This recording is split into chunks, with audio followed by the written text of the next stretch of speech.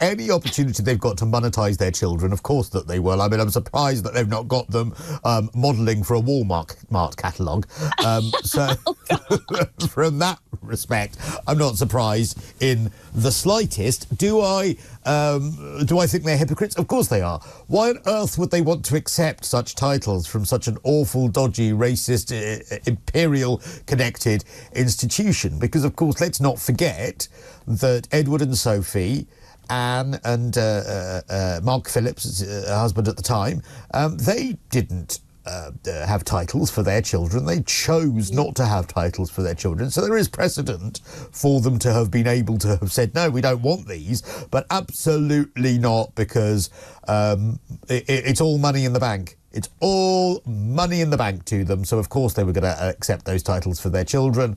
They probably had the letterheads and the paper all printed up weeks ago, to be honest. Well, and they did originally say that they did not want titles for their children. I don't know if you remember Omid Scobie tweeting after Archie was born that he wasn't surprised. As we expected, Harry and Meghan have decided against titles for Archie, for their children. They don't think that it's necessary or something to that effect. And they didn't. I mean, this absolutely is once again yet another one of their stories which has been contradicted, because didn't they imply or more or less outright say... Remember in Spare, your Bible, yes, Harry goes into a diatribe about titles. Yeah, and also in Oprah. I mean, in the Oprah interview, Meghan says that Archie wasn't given a title because of his... and you are left with the feeling, it is heavily implied it's because of his mixed-race heritage, and it wasn't that at all. It was because at the time he was the great-grandson of the monarch, and as great-grandson, the letters patent doesn't mean that you automatically get the title. You get the option for the title when you are the grandchild of the monarch, which of course they are now. So it was nothing to do with racism, and of course that has further been disproven by the fact that now they are able to be prince and princess. So it's yet another Oprah interview fact, in inverted commas, that has once again been completely busted. And it infuriates me that their statement just says that it's their birthright, and they don't acknowledge that they lied in the Oprah Winfrey interview. When you say that a title is withheld from your child because of his skin tone, you're calling someone a racist. Internationally, you're telling the entire world that a racist decision was made against your child. So the fact that they didn't acknowledge their mistake, and they just use words like, they just use words like birthright, that absolutely infuriates me. They're insufferable. They're absolutely insufferable, and they don't tell the truth. They just simply do not tell the truth, because that was a really vile implication for something that was never their right. And I have to say, I think that Charles has played a blinder by allowing them by enforcing the fact that they can have these titles, because it's very, very subtly proven that in that interview with Oprah, they were talking absolute rubbish, rubbish. What do you think about the people that are saying that this is an example of him being weak?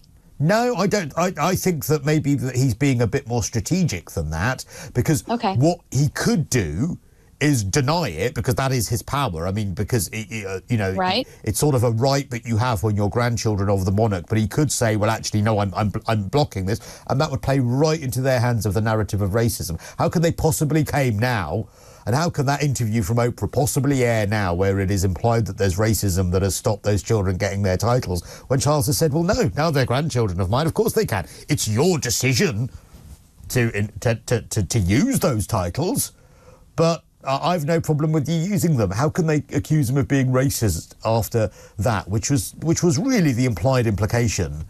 It was actually an implied implication that the Queen was racist, actually, because it's within her jurisdiction to have given them those titles if they wanted, but it wasn't an automatic right, because letters patent says you've got to be the grandchild of the sovereign in order to get it. So it's a catalogue of lies that are being now exposed by events since that really damaging Oprah interview, and I'll never forgive them for the Queen having to witness all of that because she was dying. And Prince Philip was on. I mean, was he not on his deathbed? Well, during they both were. Interview? They both more or less were, and they are just vile. They really, really are. Okay.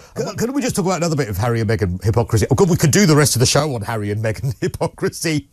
Tell David Bull to come in an hour late because I still can't get over. I was thinking about this when I was scrubbing my stairs yesterday. You know when you have to have a thought that annoys you when you're cleaning? It really helps you. Or when you're on the elliptical, yes. Yes, or when you're training and you're like, I hate that person, and this is what I'd say to them, and it really motivates you. Well, I was doing that while I was cleaning last night, and it really annoys me.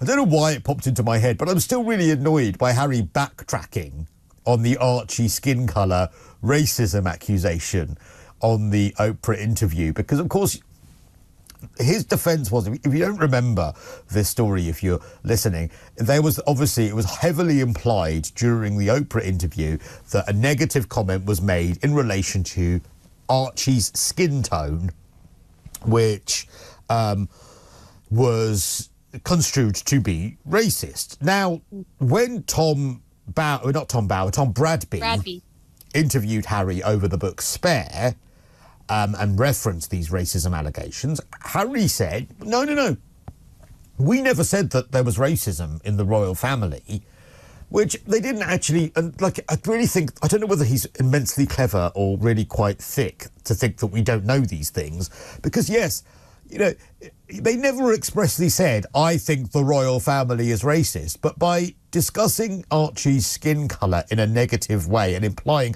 that's what happened, of course you're implying racism. Of course you are.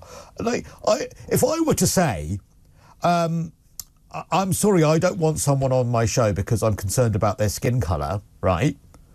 I'm not actually expressly saying I am being racist, but you know what? By my making that statement, that's racism. You don't need to actually say the words in order to have racism. Now, they've backtracked on that, said we weren't talking about racism, while simultaneously accepting an award for fighting racism. Well, if there was no racism, how can they accept an award for fighting the racism they're saying they never said existed? Yes. No, I mean, that just goes hand in hand with Archie wasn't given a title because of his skin color, but now he's a prince. It just goes absolutely hand in hand with that. And I think that the Sussexes are really skilled in the art of trolling, I guess is a good way to describe it. Gaslighting us. Well, they're definitely gaslighting us, but what they do is they hint at things, they dance around things, and then they allow their friends like Tyler Perry to go on TV in front of millions of people and accuse the royal family of being physically and mentally abusive. So they don't say it, but they say just enough. Yeah, well, and then they allow load the gun. Other people to say it. They load the gun, and then others fire the bullets. Yeah. That's what happens.